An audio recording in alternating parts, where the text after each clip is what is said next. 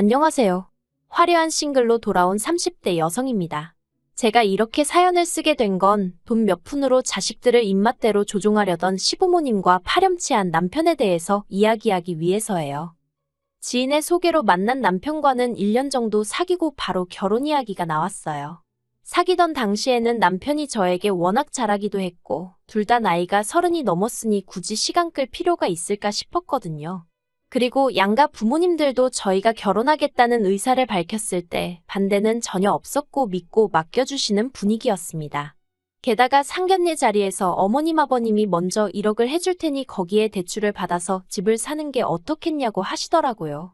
친정 부모님은 5천 정도 생각하고 계신 상황이었는데 말이에요. 그런데 시부모님이 꼭 똑같이 할 필요 있냐? 형편 따라 하는 거지 하시며 쿨하게 말씀하셨지요.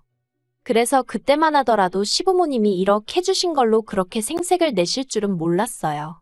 그런데 솔직히 저희 친정이라고 아예 안 보태주신 것도 아니고 그렇다고 대출이 없는 것도 아니었는데 걸핏하면 주변 분들에게 저희 아파트를 어머님 아버님이 사주신 것처럼 말씀을 하고 다니셨더라고요. 심지어 친척분들은 물론이고 아주버님한테도 저희가 당신들 없었으면 결혼 못했을 거라고 하셨다나요. 오죽하면 형님이 저를 불러선 동서 빈몸으로 시집 온 거 맞냐고 물었는데 어찌나 어이가 없던지요. 그리고 알고 보니까 아주버님이 형님과 결혼할 때도 시댁에선 1억만 해주셨는데 그때도 저희 때와 마찬가지로 주변 분들에게 당신들이 아예 집을 사주신 것처럼 말씀을 하고 다니셨다는 겁니다. 형님은 그때를 생각하면 지금도 너무 짜증이 난다면서 혹시나 싶어서 물어봤다나요. 그리고 형님에게 그런 이야기를 듣고 나니 더더욱 사실관계를 바로 잡아야겠다는 생각이 들었습니다. 제가 가만히 입 다물고 있으면 사람들은 정말 제가 빈몸으로 시집 온 줄 알 테고 그러면 뒤에서 이러쿵저러쿵 말이 나올 건 불보듯 뻔했으니까요. 그래서 제가 한 번은 어머님께 농담처럼 웃으며 저희 친정부모님이 들으시면 서운해하시겠어요 그랬네요. 그러자 어머님이 서운하긴 뭐가 서운하냐면서 그러면 니네 부모한테 5천만 원 더 달라고 해. 그럼 같이 사줬다고 할게 그러시대요. 듣는데 너무 어이가 없더라고요. 하지만 그래도 제가 정말 당장 친정에다 얘기해서 어머님 말씀대로 5천을 받아올 건 아니었으니까요. 그래서 황당하긴 했지만 이후로는 그냥 어머님의 유치한 허세 정도로 이해하려고 했어요. 하지만 어머님 아버님의 돈으로 유세라고 해야 할지 생색이라고 해야 할지 아무튼 하루가 다르게 더 심해져만 갔습니다. 집을 당신들이 해줬으니 당신들도 저희 집에 어느 정도 지분이 있다 하며 한 달에 2~3번은 꼭 오셔서 주무시고 가시려고 하셨거든요. 그러다 서울에 당신들이 볼 일이라도 있을 때면 길게는 3~4일을 연달아 계시기도 했고요. 참고로 시댁과 저희 집은 왕복 3시간 정도 거리가 됩니다. 그러니 아무리 연락 없이 오셨다고 하더라도 자식으로서 그냥 돌려보낼 수도 없는 노릇이었지요. 그래서 어쩔 수 없이 그럴 때면 울며 겨자 먹기로 주무시고 가시게 할 수밖에 없었네요. 그러다 언젠가부턴 어머님 아버님이 올라오시는 게 귀찮아지셨던 건지 저희 부부더러 내려오라고 하시더라고요. 근데 그게 한 달에 한 번도 아니고 매주 한 번, 그리고 꼭 자고 갈 것을 요구하셨지요. 빈손으로 오면 안 되는 건 당연한 거였고요. 그래서 갈 때마다 과일이며 고기며 사들고 내려가야 했는데 그냥 싫다고 못 간다고 했으면 되는 걸 꾸역꾸역 가놓고서 왜 이런 이야기를 하냐 하시겠지만요. 저도 정말 가고 싶지 않았습니다. 그런데 어머님이 말끝마다 당신한테 잘하는 자식한테 1억을 주겠다 그런 소리를 하셨거든요. 그리고 저보다는 남편이 그 1억을 무척 탐내는 눈치였습니다. 조금만 신경 써서 하면 되는 걸 괜히 어깃장 부리다가 아주버님이 가져가게 되면 어떡하냐면서요. 지금 생각해보면 1억을 탐내는 척 효도를 하고 싶었던 건가? 문득 그런 의심도 들긴 하네요. 아무튼 무엇보다도 당시 제가 정말로 이해할 수 없었던 건 어머님 아버님은 이유가 어떻든 간에 자식들끼리 싸움이라도 났으면 하셨던 건지 별것도 아닌 일로 경쟁을 부추기셨다는 거예요. 당장 그 1억만 하더라도 차라리 아들들한테 똑같이 5천씩 나눠주시던가 아예 안 주시던가 해도 되는 걸 굳이 당신한테 더 잘하는 사람한테 주겠다 하시고 그뿐만이 아니었어요. 저랑 형님을 두고 점수를 매기는 일도 잦았거든요. 큰며느리인 형님은 친정에 자주 안 가니까 100점. 저는 친정에 한 달에 한 번은 꼭 가니까 미워서 빵점 뭐 이런 식으로 말이에요. 빵점 며느리란 소리에 친정 부모님은 크게 노여워하셨습니다. 무슨 그런 못 배워먹은 집구석이 있냐면서요. 그리곤 급기야 친정아버지께서 따로 남편을 부르셔서는 막말하는 부모한테 내 와이프한테 함부로 하지 말라 소리 한마디도 똑바로 못하면서 그게 무슨 남편이냐고 계속 그렇게 살 거면 당장이라도 내 딸 놔주고 부모한테 가서 살라고 크게 화를 내셨지요. 평소에 인자하게만 보였던 저희 아버지가 그렇게 세게 나가셨으니 남편도 많이 놀랐는지 쩔쩔매대요. 그렇게 그 일이 있고 얼마 지나지 않았을 무렵 어머님 아버님이 급하게 저희 부부를 찾으셨습니다. 무슨 위중한 일이라도 있나 하고 걱정을 했는데 알고 보니 제가 전화를 자주 안 해서 괘씸하다며 당장 내려오라고 하신 거였지요. 솔직히 겨우 그 얘기를 하시려고 저희 부부를 반차까지 내가며 왕복 3시간 거리를 오가게 하셨다는 게 어처구니가 없더라니까요. 참고로 전화는 일주일에 3번 정도는 드리고 있었습니다. 어머님 아버님은 매일같이 하기를 원하셨던 거고요. 그리고 이때는 남편도 억지도 이런 억지가 있나 싶었는지 처음으로 어머님 아버님께 큰 소리를 냈어요. 둘 다 집에서 노는 것도 아니고 아침에 불이 나게 출근하기 바쁘고 퇴근하고 집에 오면 뻗어 있는데 전화 좀 못할 수도 있지. 자식을 진짜 생각하신다면 그 정도는 이해해 주셔야 하는 거 아니냐면서요. 그러자 어머님 아버님, 특히나 어머님이 크게 충격을 받으신 듯 했습니다. 그도 그럴 것이 그동안엔 네 형은 어쩌고 하거나 돈을 주네마네 하면 찍소리도 안 했던 작은 아들이 어머님 표현을 빌리자면 지 마누라한테 눈이 뒤집혀서 부모도 못 알아보고 성질을 낸 거니까요. 이후로도 어머님께선 도무지 화가 가라앉지 않았는지 급기야 저희 부부더러 저희 같은 후레자식은 처음 봤다면서 당장 살고 있는 아파트에서 나가라셨어요. 이런 자식들인 줄 알았으면 길바닥에서 노숙을 하든지 어디 시공창에 들어가서 살던지 신경도 안 썼을 거라면서 말이에요. 그리고 어머님의 막말이 계속되자 남편도 악을 쓰면서 우리가 나가긴 왜 나가냐고 죽어도 못 나간다고 맞섰습니다. 2시간 넘게 그렇게 고성이 오가면서 결국 일이 커져버렸어요. 어찌나 답답하던지 이러지도 저러지도 못하는 상황에서 결국 전 친정아버지께 그러니까 사위를 왜 몰아붙였냐고 원망 아닌 원망까지 쏟아냈네요. 지금 생각하면 친정아버지가 뭐 하나 틀린 말씀을 하셨던 것도 아니었는데 말이지요. 아무튼 제 이야기를 한참 듣고 계시던 친정아버지가 그놈의 아파트 이참에 팔아버리라셨습니다. 아파트 팔아서 시댁에 1억 돌려줘버리고 남은 돈으로 저희 형편에 맞는 집에 들어가서 마음 편히 살라고요. 그리고 친정아버지 말씀에 따라 저희는 아파트를 처분하고 1억을 돌려드리기로 했습니다. 그런데 어머님 아버님이 집값이 올랐는데 왜 1억이냐며 이자로 1,000만 원을 더 내놓으라는 거예요. 진짜 황당했는데 뒤에서 말 나오는 게 싫어서 결국 1,000만 원까지 더 얹어드렸어요. 그러니 시부모님에 대한 제 감정은 최악으로 치닫게 되었고 이후로 거의 발걸음을 끊다시피 지내게 된 거지요. 그리고 그 시간 동안 여러 가지 일이 있었습니다. 일단 저희 외할머니가 돌아가셨거든요. 상황이 상황인지라 내키진 않았어도 시댁에도 소식을 전했어요. 그런데 형님이 5만 원 보내주신 걸 빼고는 시댁에선 누구 하나 이렇다 할 말이 없었네요. 애시당초 기대도 없었지만 그래도 실망스럽고 친정부모님 볼낯이 없었지요. 그리고 그런 와중에 친정어머니가 외할머니 재산의 절반을 상속받으셨어요. 그중에는 건물도 있었는데 친정어머니가 저에게 월세나 받으면서 살라고 뭐 솔직히 그렇게 조치를 해주셨습니다. 덕분에 전 회사는 관두고 예전부터 가고 싶었던 대학원에 진학했고요.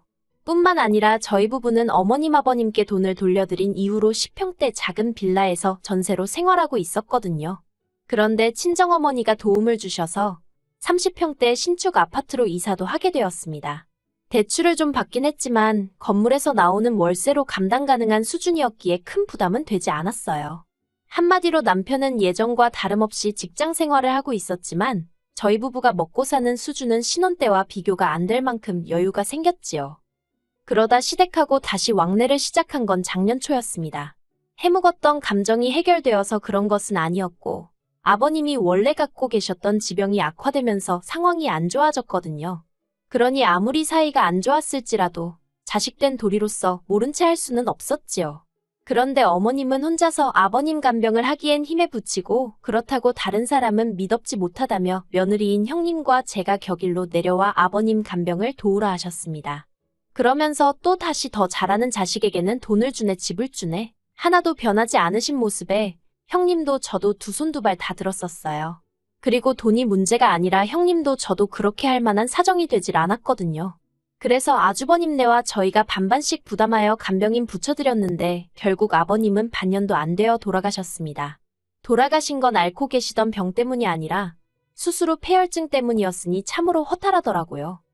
그리고 이후로 어머님은 혼자 지내시게 되셨는데 다행히 시댁 근처에 어머님 형제분들이 많이 살고 계셨거든요.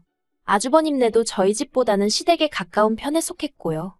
그래서 어머님 형제분들과 아주버님네 라고는 하지만 솔직히 형님이 자주 들여다보며 그렇게 지내고 계시다 들었어요. 그런데 얼마 지나지 않아 남편 입에서 생각지도 못한 소리가 나왔습니다. 어머님이 얼마 전에 무릎을 크게 다치셔서 거동이 어려워지셨다며 여기로 모셔오고 싶다나요. 솔직히 저에겐 생각해볼 가치조차 없는 문제였어요. 줬던 돈 내놓으라며 저를 향해 악다구니를 쓰시던 그 모습도 눈앞에 생생했고 아버님 병간호 하시면서 저나 형님에게 온갖 짜증을 내시던 것도 정말 힘들었거든요. 아버님 돌아가신 이후로 걸핏하면 앓는 소리 죽는 소리 그 비위 맞춰드리는 것도 보통 일이 아니었지요. 그래서 저는 생각하고 말고도 필요 없다. 같이는 못 산다고 딱 잘라 거절을 했습니다. 그러자 남편이 그러면 아픈 어머님을 혼자 내버려 두냐는 거예요. 당연히 그런 뜻은 아니었지만 어머님이랑 같이 살게 되면 어머님 수발이란 수발은 전부 다 제가 들어야 될 게 뻔한데 제가 남편더러 어쨌든 난 못한다고 계속해서 안 된다고 했어요. 그러자 남편이 한다는 말이 자기가 회사 관두고 집에 들어앉아서 어머님을 돌보겠다나요. 어이가 없어서 그럴 것 같으면 당신이 아예 시댁으로 내려가서 살지 그러냐고 해버렸네요. 그리고 그 정도로 얘기를 했으면 제가 얼마나 완강한지 남편도 이해를 했을 줄 알았습니다. 그런데 이게 웬걸요. 제가 대학원에서 하는 일이 있어서 하루 정도 집을 비우게 되었는데 그 사이에 남편이 상의도 없이 작은 방을 비웠더라고요. 작은 방은 일단은 창고처럼 쓰고 있었지만 아이가 생기면 아이방으로 쓸 생각이었어요. 하지만 그때만 하더라도 방을 갑자기 왜 치웠나 했지. 설마 그 방에 어머님을 모실 생각을 하고 있을 줄은 상상도 못했습니다. 그래서 이게 웬일이냐 물으니까 남편도 천연덕스럽게 하는 말이 그냥 대청소가 하고 싶었다나요? 당시 대학원에서 프로젝트도 많았고 그래서 남편 말만 듣고는 그러냐 하고 한기로 흘려들은 제 잘못이라면 잘못이겠네요. 그리고 며칠 뒤 친정어머니와 몇 달 전부터 계획했던 제주도 여행을 다녀왔을 때였습니다. 2박 3일 정도 집을 비운 거였는데 그 사이에 생각지도 못한 상황이 벌어졌더군요. 글쎄 작은 방에 어머님 짐이 들어차 있었어요. 어이가 없어서 남편에게 이게 다 무슨 상황이냐니까 남편도 완전 배째라는 식으로 자기가 어머님 모시고 살 거라고 하지 않았냐면서 오히려 저보다 더 큰 목소리를 내대요. 그리고는 한다는 말이 솔직히 저 때문에 자기가 아버님 살아계시는 동안 너무 불효를 한 것 같답니다. 저 때문에 시부모님을 못 보고 지냈다며 더는 후회할 일을 만들고 싶지 않다는 헛소리를 하더라고요. 그러면서 이번에는 저더러 양보를 하라나요. 제가 남편더러 이 집 누가 사준 건지는 알고 이러냐 했습니다. 남편이 장모님이 사주시긴 했어도 그렇다고 시어머니가 못 들어와 산다는 법이 세상에 있기는 하냐면서 누가 사준 게 뭐가 중요하냐고 따지고 들었어요. 한마디로 말이 안 통하대요. 그래서 일단은 알겠다고 했습니다. 그제서야 남편은 제가 체념했다고 생각했는지 자기를 이해해줘서 고맙다나요. 하지만 저에게도 생각이 다 있었지요. 이튿날 저는 평소처럼 학교에 가듯 집에서 나왔지만 학교에 가는 대신 집 앞 카페로 향했습니다. 어머님 짐까지 다 들어온 걸로 봐서는 언제라도 어머님이 오실 것 같았고 그러니 그 전에 어떻게든 조치를 취해야 한다는 생각뿐이었거든요. 이윽고 남편이 집을 나서는 게 보였고 저는 그 길로 집으로 향했습니다. 일단 급한 대로 제 짐을 챙기고 현관 비밀번호를 바꾸기 위해서였지요. 그리고 그날 늦은 오후 친정에서 쉬고 있는데 아니나 다를까 남편에게 전화가 오기 시작했습니다. 남편이 저더러 현관문이 안 열린다길래 그럴 거라고 내가 비밀번호 바꿨다고 순순히 말해줬네요. 그러자 남편이 장난하지 말라면서 지금 어머님도 옆에 계시다고 빨리 비밀번호 말하라고 어머님 지금 몸도 안 좋으신데 계속 세워둘 거냐면서 저를 마치 못돼 먹은 사람처럼 몰고 가는 거예요. 전 너무 짜증이 나서 그렇게 어머님 걱정되면 당신이 알아서 어디 호텔에라도 모시고 가던가 하면 되지. 왜 나한테 난리냐고 소리를 지르곤 전화를 끊어버렸습니다. 그리고 그 일로 남편이 저를 고소했어요. 시어머니를 학대했다면서요. 어이가 없었지만 학대의 증거는커녕 오히려 제가 그 와중에도 용돈 보내드렸지. 아버님 아프실 때 병원비 댔지. 어쨌든 어머님한텐 일주일에 3-4번 꼬박꼬박 전화드렸지. 한마디로 남편의 주장엔 신빙성이 없었지요. 무엇보다 저는 더는 당해줄 생각이 없었거든요. 남편이 저를 고소한 걸 보고는 저도 바로 맞고소하는 심정으로 이혼소송에 들어갔습니다. 합가강요, 시부모님의 폭언 등의 사유로요. 그리고 남편과 달리 저는 들이밀 증거가 차고 넘쳤거든요. 그런데 웃긴 게 막상 제가 이혼소송을 시작하고 얼마 되지 않았을 때였어요. 처음엔 저 같은 여자랑 결혼한 자기가 미친 엑스네. 아버님이 돌아가신 것도 저 때문이라며 악을 쓰던 남편이 갑자기 태도를 바꿔서는 자기가 잘못했다면서 제 앞에서 싹싹 빌대요. 어머님까지 나서서는 당신 때문이면 당신은 없다 생각하고 살아도 된다고 이혼만은 하지 말라면서 절 잡으셨고요. 그러면서 어머님이 눈물을 보이시는데 솔직히 그런 두 사람의 모습을 보고도 아무 느낌이 안 들더라고요. 그래서 흔들리고 그런 것도 없었고 그냥 남편한테 법대로 하자고 했네요. 결국 제가 이겼고 남편이 항소를 포기하면서 끝을 보게 되었습니다. 같이 산 세월이 길지 않아 위자료는 1,000만 원 수준에 그쳤지만 그것보단 더는 그 피곤한 싸움을 하지 않아도 된다는 사실이 기뻤네요. 그리고 한편 이혼 후 형님과 딱 한 번 연락을 주고 받은 적이 있는데 형님도 이혼을 생각 중이라면서 말해주기를 어머님이 사시던 그 집이 알고 보니 월세였답니다. 매번 자식들 상대로 재산을 주네마네 하시더니 실상은 개털이었던 거지요. 한편 저는 남편과 살던 아파트는 한마디로 재수가 없어서 팔아버렸어요. 그 돈으로 평수는 작지만 더 좋은 위치에 있는 아파트로 이사해서 지금은 혼자 잘 지내고 있습니다. 이혼녀 딱지를 달게 되긴 했지만 크게 신경은 안 써요. 친정부모님 능력 있으시고 저도 제 커리어를 쌓아나가고 있으니까 뭐 좋은 인연이 생길 수도 있고 안 생기면 또 어떤가요? 저 혼자 잘 먹고 잘 살면 되지요 뭐.